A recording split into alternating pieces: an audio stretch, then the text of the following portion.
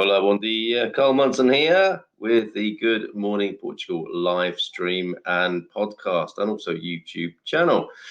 Now, a slight change in emphasis, I think, and I think we are living in, I know this is an overused word, but we're living in unprecedented times. The impact of the coronavirus, and bear with me, because I'm sure you're thinking, oh God, I'm not listening to this to hear about the virus again, but I think this is an inescapable and ever-present phenomenon. And I'm not just talking about the illness itself and the disease, but I'm talking more, and I'm especially interested in the impact that this disease is having, that this virus is having on the globalized world, and the impact that it's having. And obviously, if you watch the news media and if you keep an eye on social media, you'll see that those areas of life, those aspects of life, are obviously behaving in the way they normally do.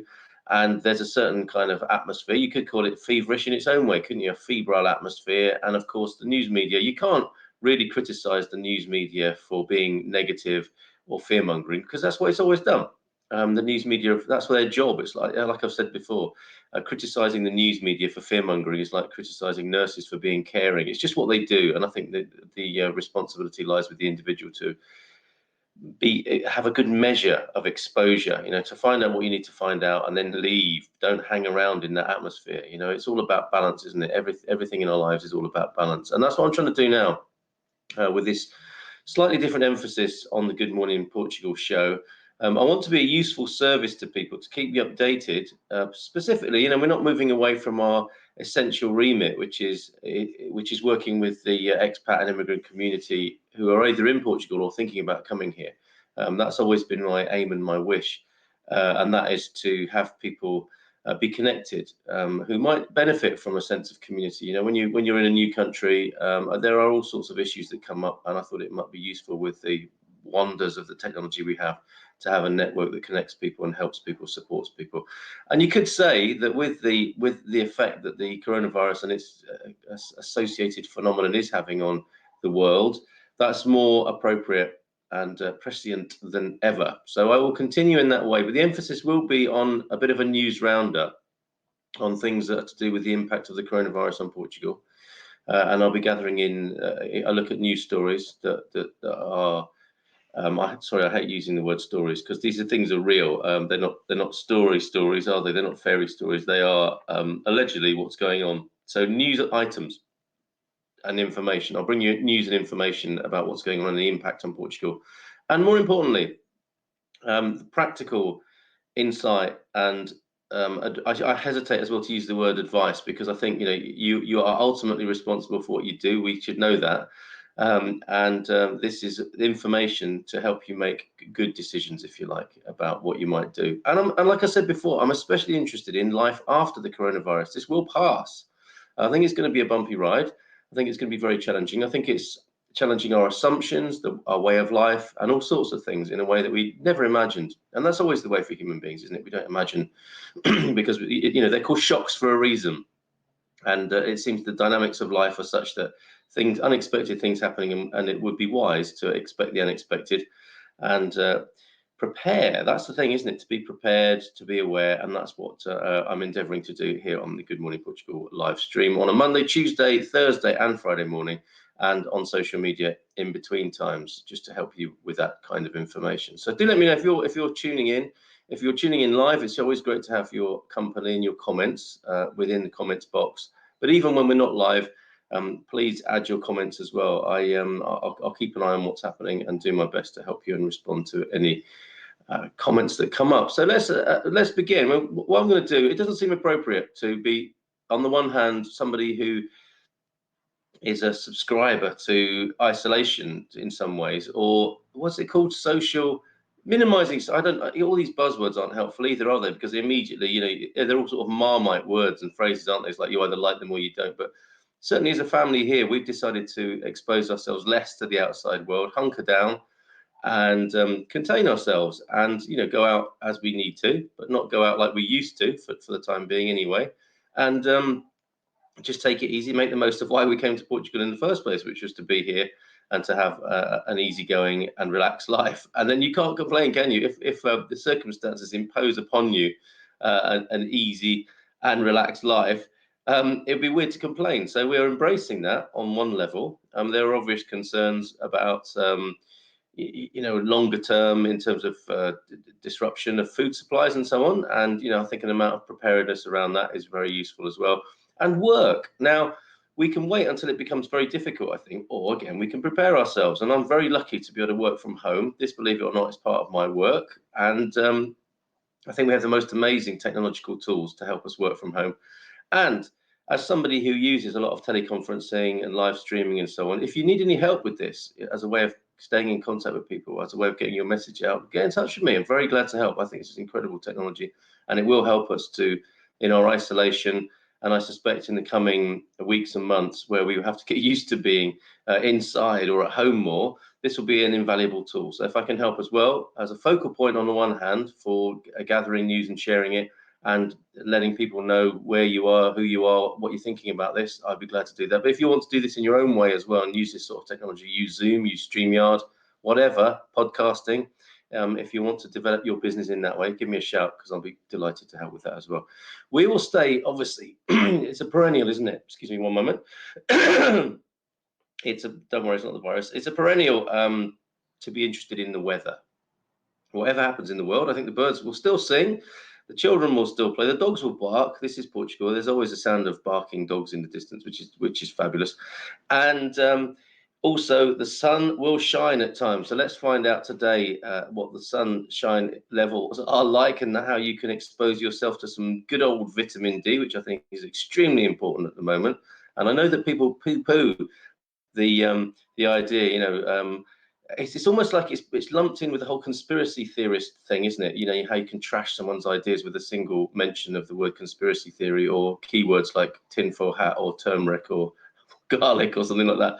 But I'm not suggesting at all that any particular kind of additional help or boost in your diet is going to sort all your problems out. That would be stupid. That would be saying like a paracetamol is going to sort all your problems out. No, a paracetamol, of course, can be extremely helpful at times. We do love our analgesia, and you want to hug the guy, don't you, occasionally, who invented painkillers, or was it a woman? I don't know, but that's a funny thing. We don't even know who gave that. I don't know who gave that gift to humanity, but there's a time and place for painkillers, and I think there's a time and place, and this may well be it, for very good nutrition and looking after ourselves. And I'll be featuring some of that as well. So if you have a protocol, probably something that your grandma suggested and used to do, this is where we're at now, isn't it?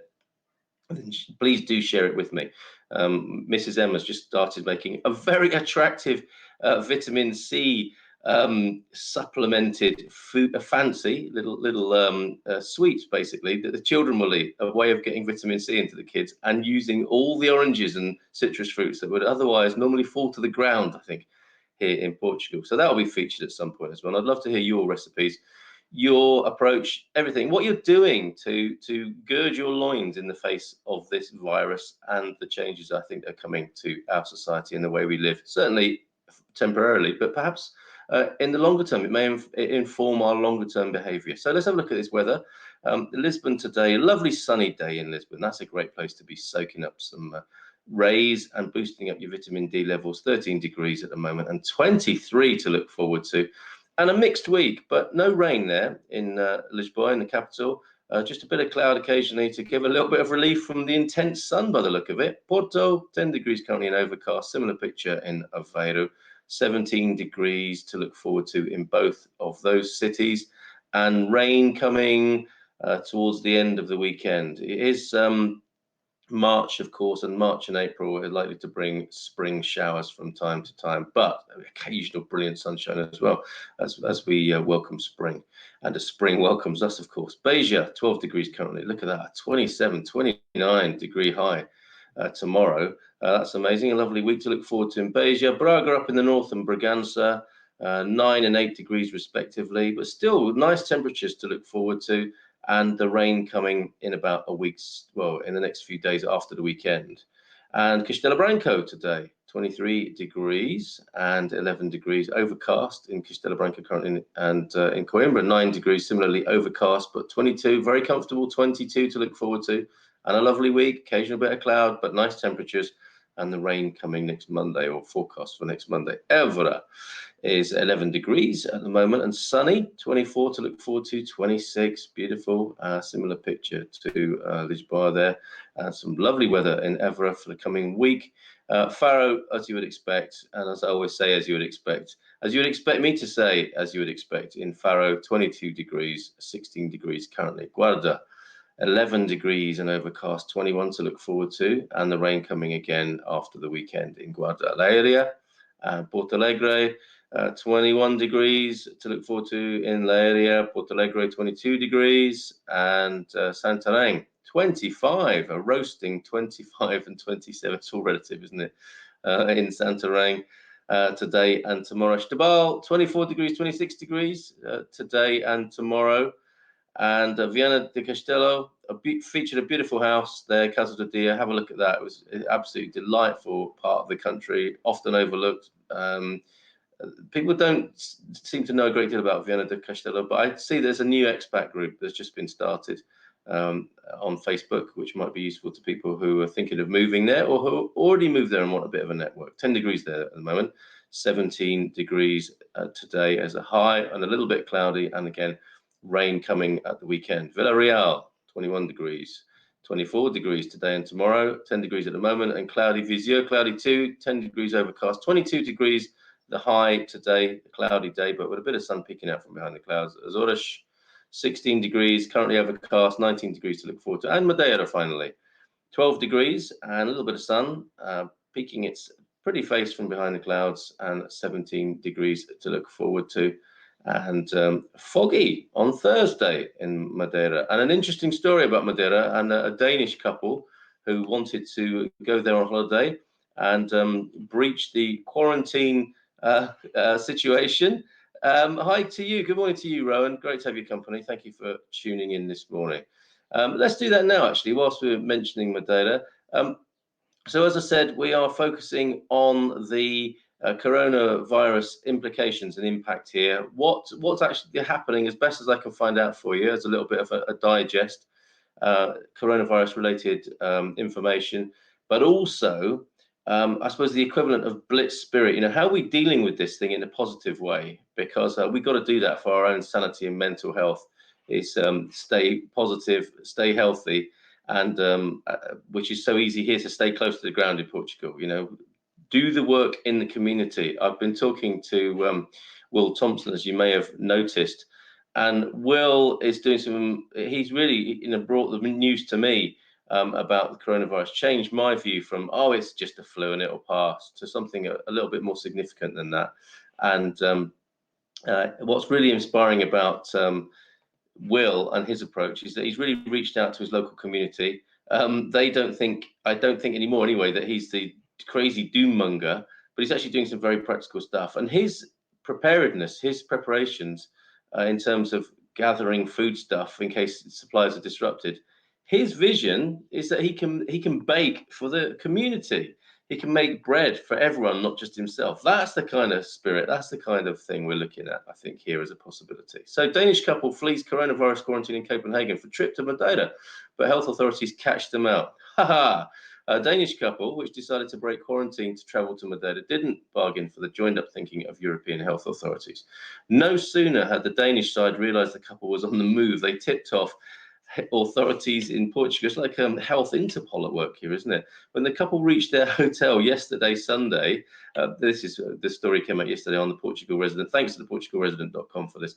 When they reached their hotel yesterday, Sunday, they were placed. Sorry, when they reached their hotel last Sunday, it's Tuesday today. They were placed back in quarantine in their hotel room, and that is where they will stay for the next week. There are worse places to be in quarantine, it has to be said.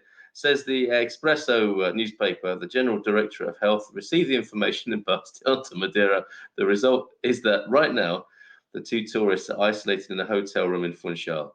The couple had been ordered to self-isolate for 14 days after having contact with their son, who is ill with COVID-19 at the moment. Poor lad, and they've gone off on holiday, having started showing symptoms on March the 1st. Madeira already has two people in hospital in Funchal suspected with having the virus. They both recently returned from trips to Italy. Story by Natasha Don. in the Portugal resident there, that news item. Sorry, I will stop using the phrase story. You are watching the Facebook live stream for Good Morning Portugal, and you may well be hearing this subsequently in the podcast. Let's move now to the New York Times. And we have news from the New York Times about how TAP, the domestic airline of Portugal, is grounding 2,500 flights.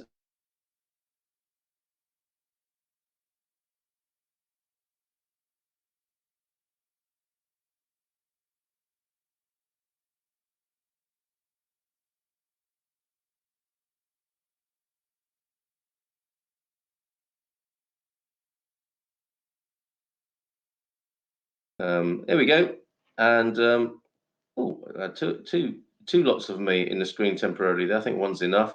Let's see if we can find this New York Times story now. Yeah, 2,500 flights grounded because of the virus. And as I was saying, this is the impact we may be looking forward to and what we need to prepare for, really. I think it's right. I think isolation is correct. I think containment is correct. And that gives us the best long-term chance, albeit with a pretty grim immediate impact, which none of us really wants to have to cope with right now. Oh, that's no good. I think I may have hit a wall there. Oh no, I've still got it.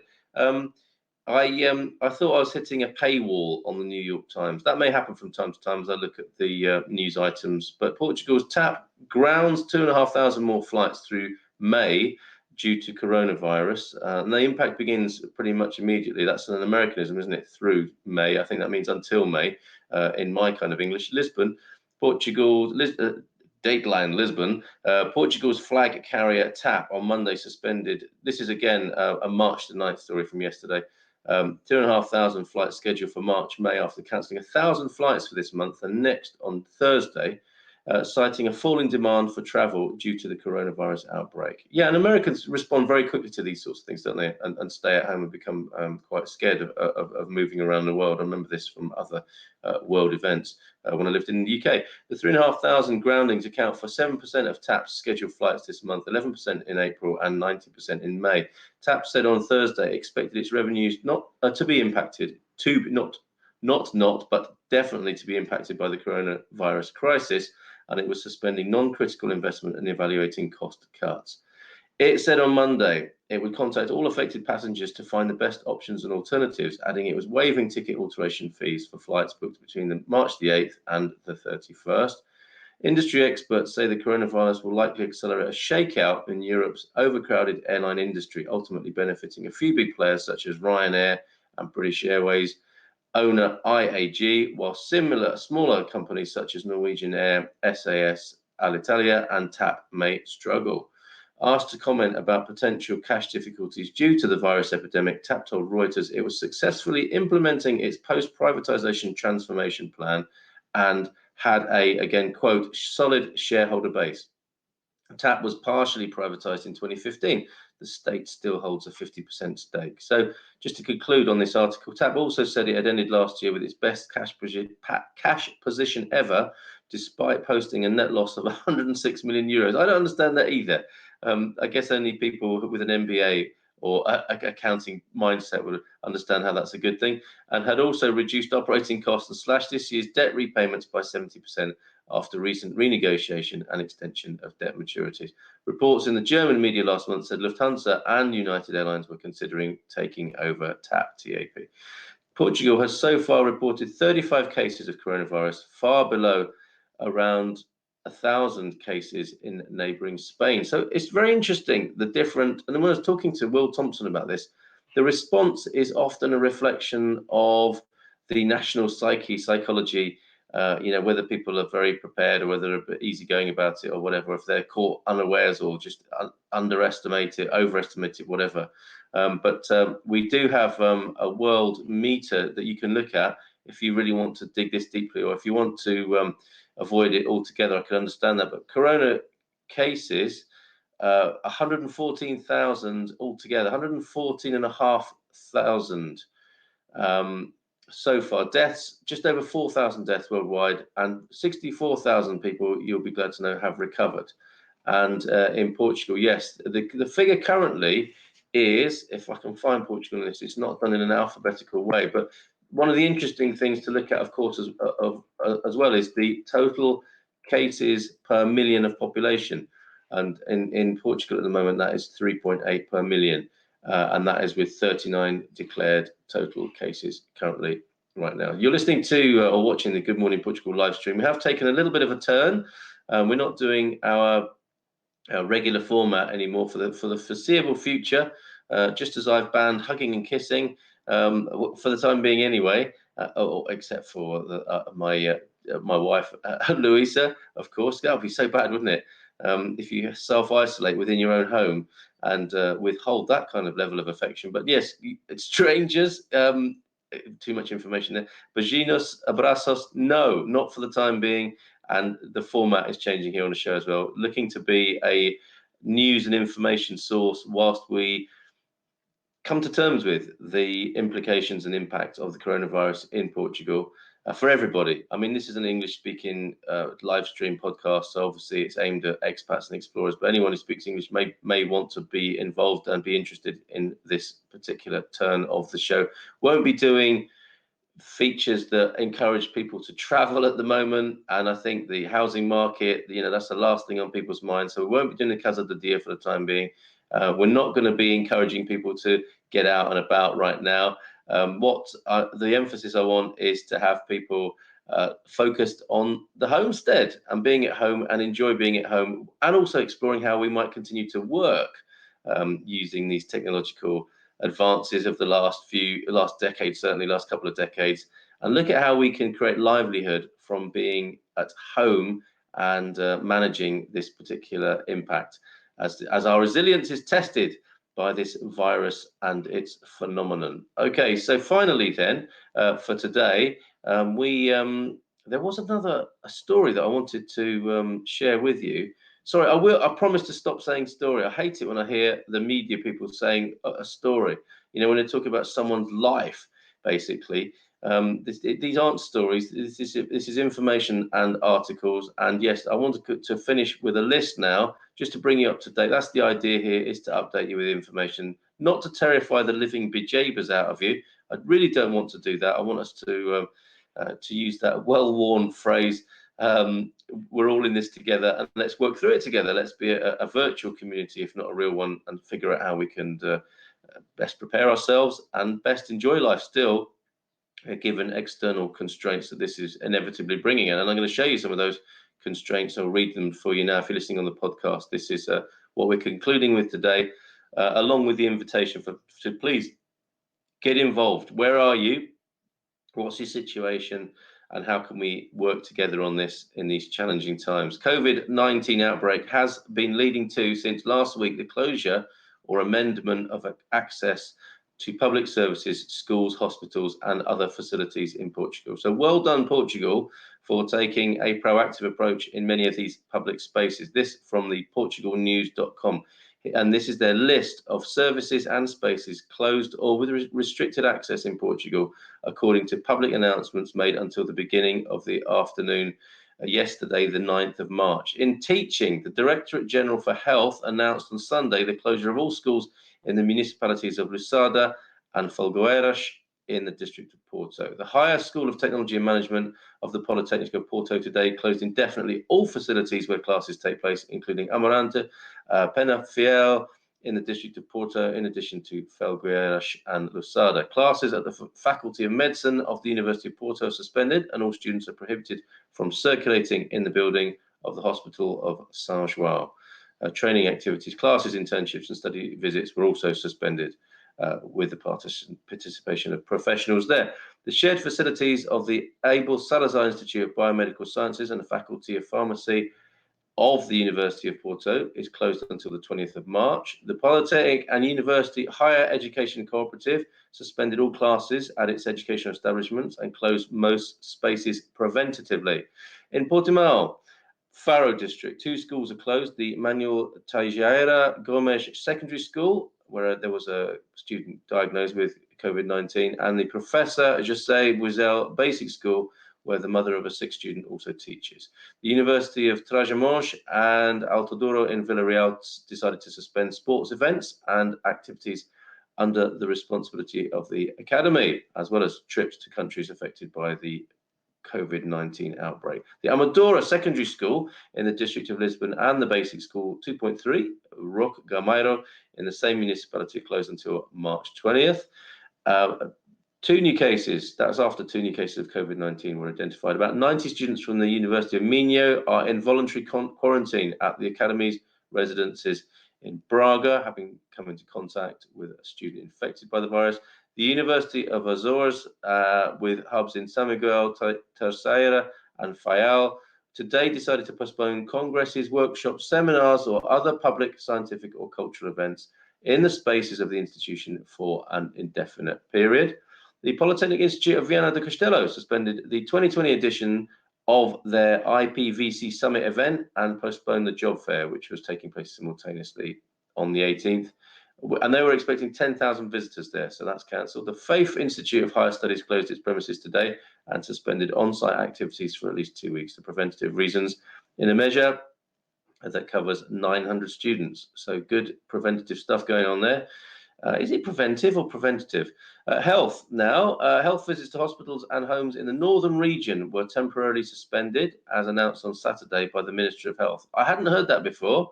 That's worth knowing. The integrated student program for the community of Matosinhos ended on March the 6th, leaving the 19 health professionals who work there in home isolation. The regional health director of the Azores today recommended restricting the number of visits to integrated continuous care units, residential structures for the elderly, and health homes as preventative measures. That is good advice, I think. It's best to, I think, cut down on visits to old folks' homes and see your oldies probably less but more meaningfully to minimize infection. The government suspended the medical disability assessment boards, allowing public health doctors to dedicate themselves to the COVID-19 outbreak. The Hospital do Espírito Santo de Évora has limited the number of visits to hospitalized patients and companions in urgent and outpatient visits. In addition to the companion, hospitalized patients may receive a visit for 30 minutes every day between 3 p.m. and 16:30 and 19 and 2000 hours. In obstetrics, the presence of the companion is allowed, but no visits are permitted. The hospital and university centre of Coimbra has already restricted the hours and access of visits to patients in February. So they were ahead of the curve there, and they have special times for visiting and numbers of visitors as well. In the Justice Department area, visits to prisons in the northern region temporarily suspended due to COVID-19. Face-to-face training sessions in the scope of the internships in law in Porto and Guimarães involving 488 law graduates are suspended indefinitely for merely preventive reasons. The Comércio de Madeira asks citizens to go to the courts only if they're summoned for due diligence or for an absolutely urgent reason. This is, whilst on the one hand sounding a bit terrifying, I think it's good preventive stuff. In culture, the Directorate General for Health announced on Sunday the suspension of activities in all leisure or cultural establishments in the municipalities of Lusada and Felgueiras, as we heard earlier. That's in the district of Porto. And among the authorities, the municipality again of Felgueiras decided to close the municipal public access services except the Passos do Conselho, suspended the weekly fairs in Felgueiras and Ligia, and cancelled all events for a month. The municipality of Lusada today has the city halls operating on a minimum service basis and called on the population to go there only in an emergency. The Union of Parishes of Sedefeita, Santo Ildefonso, Zé, Miragaia, São Nicolau, and Vitoria, which covers the historical and nightlife area of Porto, closed all of its services until next Thursday as a proactive measure of prevention. Porto City Council suspended activities with transportation and extracurricular activities in schools and postponed non-urgent civil council activities such as visits and travel. So it's been taken very seriously in the Porto district and city. Finally, Câmara de Portimão announced today the preventive closure of cultural and sports equipment under its management until March the 31st at the indication of the Delegate of Public Health.